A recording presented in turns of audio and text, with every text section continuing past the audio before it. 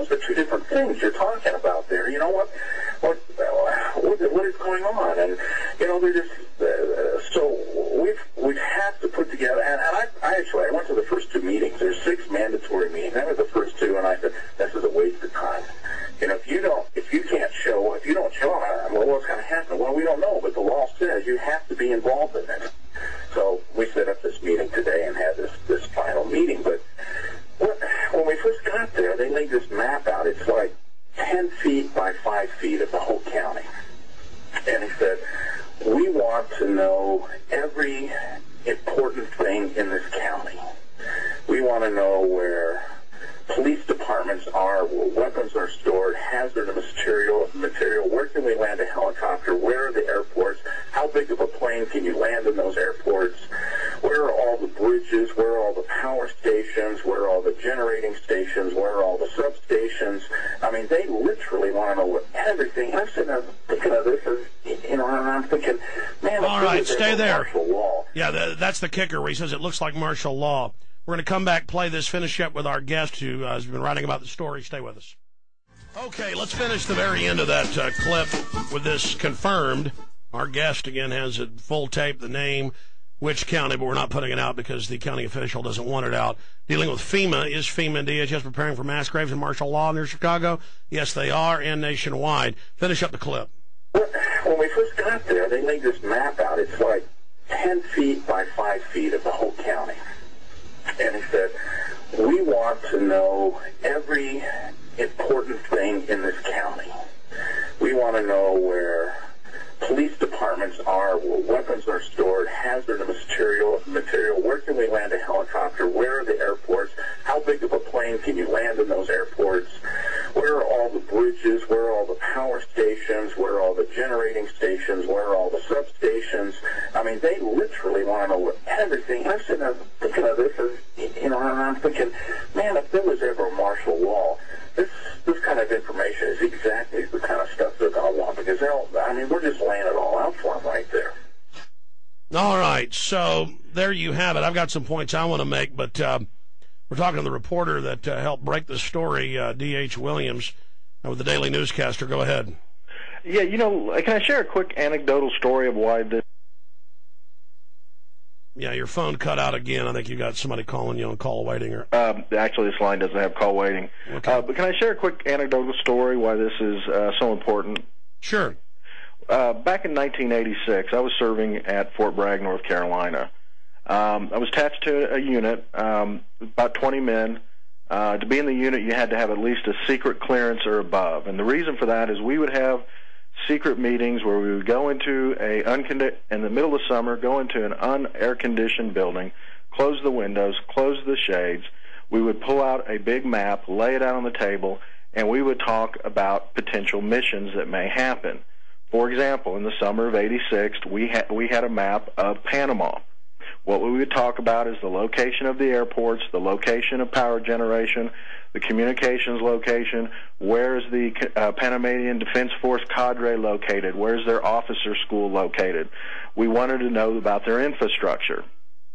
Well, 3 years later, just before Christmas, that information was put into use when Panama was invaded. And they never told you that was a plan. They said it was just an exercise. All we knew is that it was for Panama because we had a map, we had locations, we had names, but they do not get into specifics. They do not. Well, let me stop you. I was interviewing Representative Shea out of Oregon this week, and he's all aware of the martial law. He was also in the Army.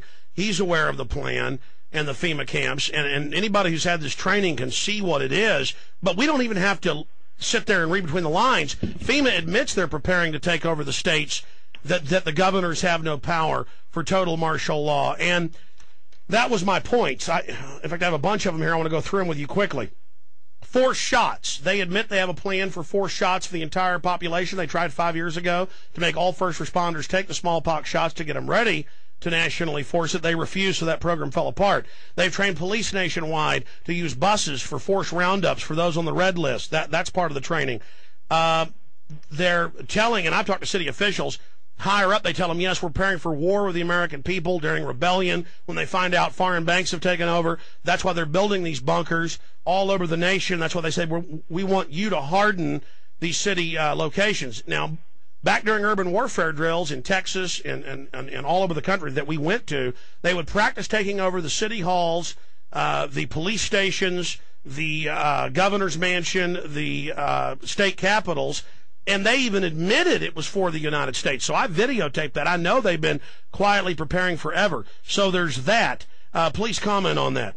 Well, that's exactly right. All any unit needs is the information that's being collected from these county officials. 1967, Detroit, there was a riot. People think it's odd or unusual for the military to be brought in, but in 1967, I think I said 8, but 67, the 82nd Airborne went into Detroit to quell a riot. The military does do these things. It can happen here, and all they need is the information that's being gathered. But this is being done in conjunction for gun confiscation. That's the point. Let me continue with these. They also are telling all these local counties that everybody has to have FEMA training to deal with IEDs, or improvised explosive devices on roadsides. Well, I can tell you a little something about that as well. That is apparently a big concern. I have friends that are in law enforcement. Over a year ago, a large group was taken down to New Orleans for a 2-week training course, and it was specifically to identify and learn procedures about dealing with IEDs. Now, the interesting thing about that training is these police officers were told that the people they need to be concerned about aren't people hiding in caves with beards, but they need to be concerned about soldiers returning from the Middle East. Yeah, let me expand on that. That's another lie. I have to know what this is really for.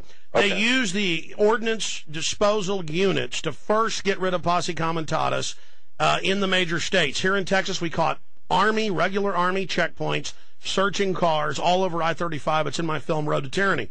Now, again, just like they've now announced in the Army Times, the Army's going to help at car wrecks. That's to get the public used to having the Army on their streets with something that sounds reasonable. To federalize local police, they started out in the late 80s claiming it was for secret IED or bomb removal, but then we got secret documents that are now public. We got it when the FBI screwed up at a checkpoint and said, here's a press release, idiot, get out of here. And under it, stapled, was the secret, not for distribution. It's up on my website. It's in Police State 2, The Takeover, and Road to Tyranny. And it said, we're here for warrant service, gun confiscation, whatever you need, operating in 1998, already in 77 Texas counties. Now, let me expand. So, see, that's just how they get the local police ready to work with the military and teach them that it's not just Al-Qaeda, it's black people, it's white people, it's Americans. Do you see the PSYOP? Absolutely, and that's what they're doing. They're saying it's Americans coming back, it's soldiers, it's veterans. They're creating the us versus them scenario. The us being anybody that's a police officer, and them being the rest of us. Now, they're also, more importantly, in all this urban warfare training and now FEMA takeover communications, they're identifying what county and city officials are dumb and will work with them, what county and city officials are criminals that want to know what's going on and want to join the team, and they're finding out who's going to resist them. No, absolutely. It's a basic recruiting ops. I mean, any intelligence organization, that's, one of the basic ways to recruit people. Did you ever hear about how I interviewed the San Antonio police chief, how he wouldn't let them do that in San Antonio, so they brought in bags of cash? No. Yeah, that's in Road to Tyranny. You got to see it. I'm not surprised. I mean, people are compromised constantly. Money will do that. Well, this is the same way for, as you know, it's now in a History Channel piece narrated by Charlton Heston that came out about 10 years ago. For 2 years, they were covertly buying off local officials and doing the same thing and doing drills in Panama, the supposed ally, covertly just to desensitize the Panamanian Defense Forces, so when the real invasion happened, they would stand down. Oh, absolutely. I mean, there's so much that goes on. Here's something to consider. When you're in the military and you're flying from, let's say, Fort Bragg, from Pope Air Force Base attached to Fort Bragg, you go down to Panama. This is in Noriega's days.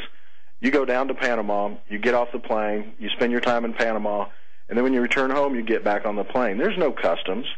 There's no one there to stop you or check you. You get on the plane, you fly back to Fort Bragg, you get off the plane, and the next thing you know, you're in Fayetteville, North Carolina. That's why they use the dead bodies in Vietnam packed full of cocaine on record. That's correct. All right, continuing with my points, I want you to comment on. They're saying it's mandatory meetings. That trains them to be under federal control and federal orders. Yeah, it's an act of submission. They're saying you're going to submit right up front. This is what we're going to do. And if you balk about it, things are not going to be good for you. Let me ask you this question. I talked to former Special Forces colonels, generals, the former head of all of Special Forces on air has said they're preparing for martial law. I can have police chiefs. I can have them all on. The public still sucks their thumb. You were obviously in Special Forces. You're saying it, Bragg. I didn't know that. What are they going to do about the tens of millions of vets who know what this is and recognize what it is and who aren't going to go along with it? I don't have the exact number, but exactly what's going to happen. But here's what I think.